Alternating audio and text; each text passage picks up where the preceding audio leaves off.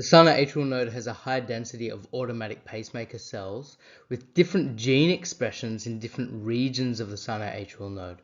So the superior part of the sinoatrial node is often referred to as the head of the sinoatrial node, and it tends to have automatic pacemaker cells that spontaneously depolarize faster than the tail of the sinoatrial node, which is the inferior portion of the sinoatrial node. The sinus node is actually surrounded by a transitional tissue which entirely insulates the sinus node from the right atrium. So for the majority of the space, the sinoatrial node is actually electrically disconnected from the rest of the right atria, except for certain bridges of tissue which allow conduction to occur from the sinoatrial node to the atria at large. These sinoatrial node bridges or extensions tend to extend into certain known areas. So one of them, for example, extends upwards towards the SVC. One of them tends to extend downwards towards the IVC, and there's a few other extensions of the sinoatrial node. It does vary between individuals, but the function of these bridges is to electrically connect the sinoatrial node to the right atrium, so that impulses generated by the sinus node can then be carried to the right atrium to initiate an atrial depolarization and therefore a heartbeat.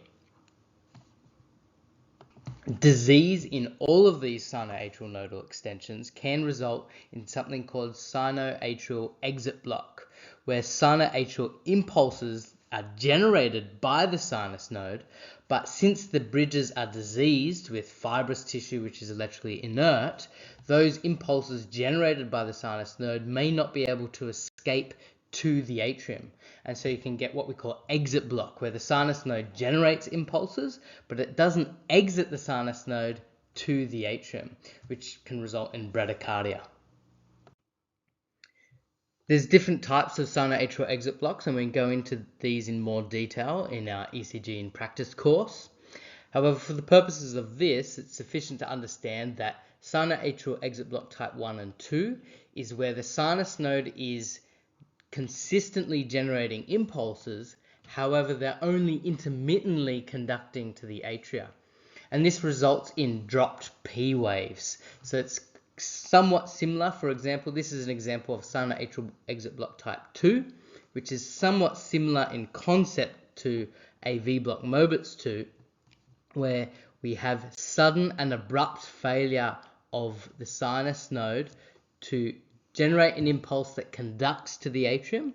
The sinus node does generate an impulse here, and we can infer that without knowing absolute certain, because this P to P interval, if I just draw this here, this P to P interval is exactly this P to P interval. Is exactly this P to P interval.